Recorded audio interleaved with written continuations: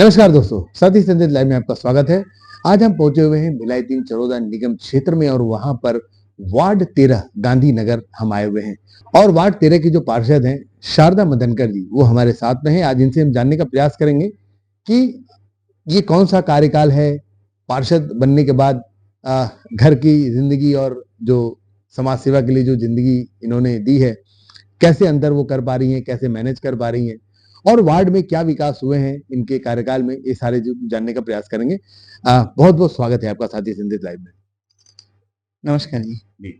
सबसे पहले तो ये जानना चाहेंगे, हमें ऐसा ज्ञात है, पता चला है कि आप दूसरी बार पार्षद बनी है जी। तो ये दूसरा कार्यकाल है। दूसरा कार्यकाल हमारे हिसाब से ऐसा रहता है कि बहुत जिम्मेदारी भरा होता है, क्योंकि जनता जो है हम पर दोबारा विश्वास करके हमको दोबारा पार्षद बनाती है।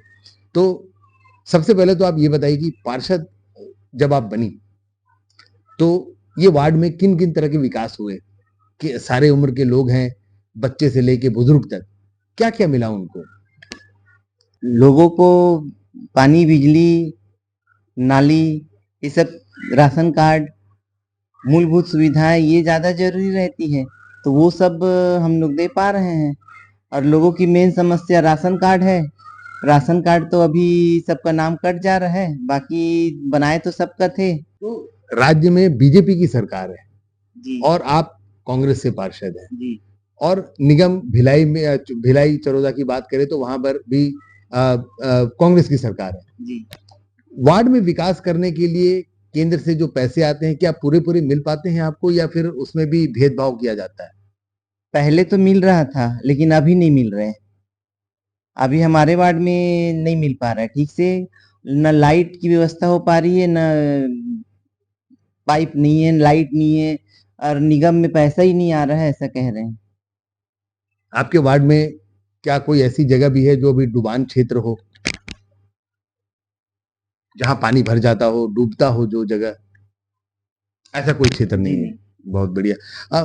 पेयजल की व्यवस्था की बात करें, पानी की जो व्यवस्था है, क्या पूरे वार्ड वासियों को शुद्ध पेयजल मिल पा रहा है? हाँ, पानी की व्यवस्था तो अच्छी है, लेकिन बीच बीच में जैसे पाइप वाइप टूट जाता है या मोटर खराब हो जाती है तो जल्दी से बन नहीं पाता है।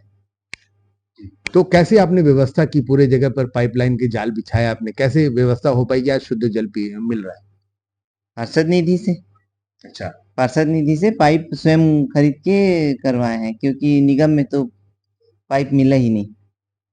चलिए, निगम प्रशासन ने तो साफ हाथ खड़े कर दिए थे कि पानी की व्यवस्था के लिए पाइपलाइन नहीं है, लेकिन मैडम ने अपनी पार्षद निधि से पूरे वार्ड में पाइपलाइन, पानी की जो पेयजल, शुद्ध पेयजल की जो पाइपलाइन है उसको बिछवाया है। मैडम, बच्चों की अगर बात करें हम, बच्चों को, तो बच्चों को आपके कार्यकाल में क्या मिला, उनके लिए क्या है विशेष? बच्चों के लिए खेल की व्यवस्था, सामग्री खरीदी गई और झूले वूले लगवाए गए हैं वार्ड में। वार्ड में अगर चिकित्सा की व्यवस्था की बात करें तो स्वास्थ्य के लिए क्या, कोई जैसे हमर क्लिनिक हो गया या किसी प्रकार की स्वास्थ्य सुविधा, हॉस्पिटल वगैरह क्या है? यहाँ तो कुछ सरकारी हॉस्पिटल नहीं है, लेकिन शिविर विविर लगा के व्यवस्था कर दी जाती है। और सरकार से जो एक मोबाइल वैन चलती है, गाड़ी जो चलती है, वो बीच बीच में शिविर लगाते हैं और बुलाते हैं, वैन आती है बस। विकास के तौर पर अगर देखें, युवा भी हैं आपके इसमें, वार्ड में युवा भी आते हैं। युवाओं की अगर बात करें, युवाओं के लिए और बुजुर्गों के लिए क्या है वार्ड में? बुजुर्गों के लिए श्याम सदन बनाया गया है और युवाओं के लिए खेल मैदान बनाने की प्रक्रिया चालू है। तो क्या लगता है कि अभी क्यों काम अटक रहा है? खेल जो मैदान है कब तक पूरा हो पाएगा? मैं तो बहुत जल्दी करवाना चाहती हूँ, लेकिन निगम में पैसे की प्रॉब्लम है। अच्छा। निगम में दोस्तों ऐसा बता रहे हैं कि निगम का जो कोष है फिलहाल थोड़ा खाली है, इस वजह से जो खेल मैदान का जो योजना है वो थोड़ा सा धीमी गति से चल रहा है। मैडम, ये बताइएगा कि आपके वार्ड की अभी सबसे बड़ी कमी आपको क्या नजर आ रही है और उस पर किस तरह का काम कर रहे हैं आप? वार्ड में अभी तो सबसे कमी लाइट की है। अभी बरसात का समय है, चारों तरफ उजाला होना चाहिए, लेकिन निगम में लाइट नहीं है। मैंने अपनी पार्षद निधि से लाइट लिख के दिए हैं, अब शासन के द्वारा जब मिल जाए लाइट तो पूरा वार्ड जगमगा जाएगा। राज्य सरकार जो है पहले कांग्रेस की थी, उस समय पैसे आते थे और अभी जो आप लोग जो लिख करके देते हैं, क्या क्या फर्क देख पाते हैं कांग्रेस के शासनकाल में और बीजेपी के शासनकाल में? नीचे कांग्रेस, हमारे चरोदा निगम में कांग्रेस की सरकार है और ऊपर भाजपा है, तो पैसे पास नहीं हो पा रहे हैं। इधर निगम में महापौर जी के पास पैसे आ नहीं रहे हैं, इस वजह से पूरे काम अटक रहे हैं।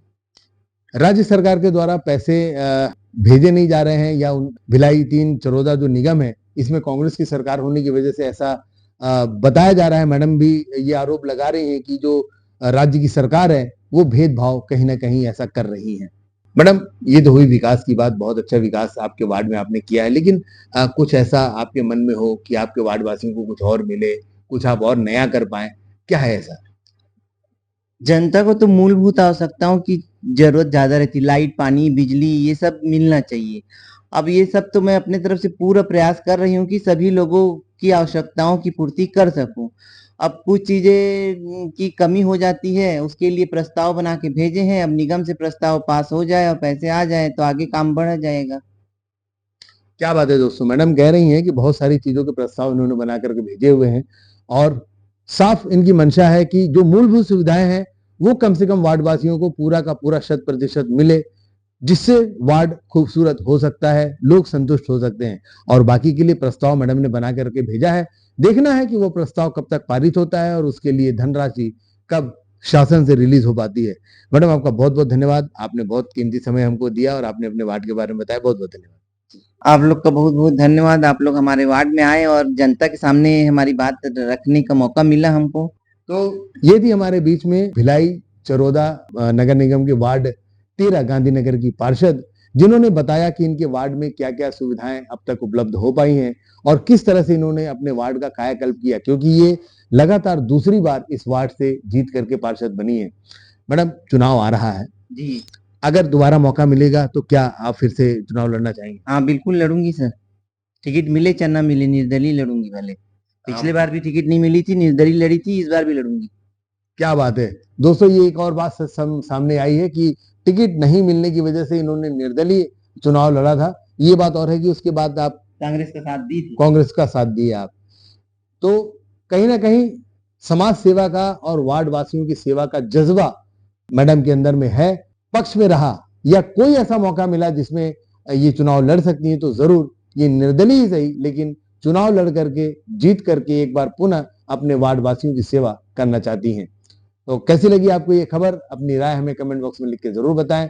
वीडियो को लाइक करें, चैनल को सब्सक्राइब करें, शेयर करें ताकि ये खबर और भी लोगों तक पहुंच सके।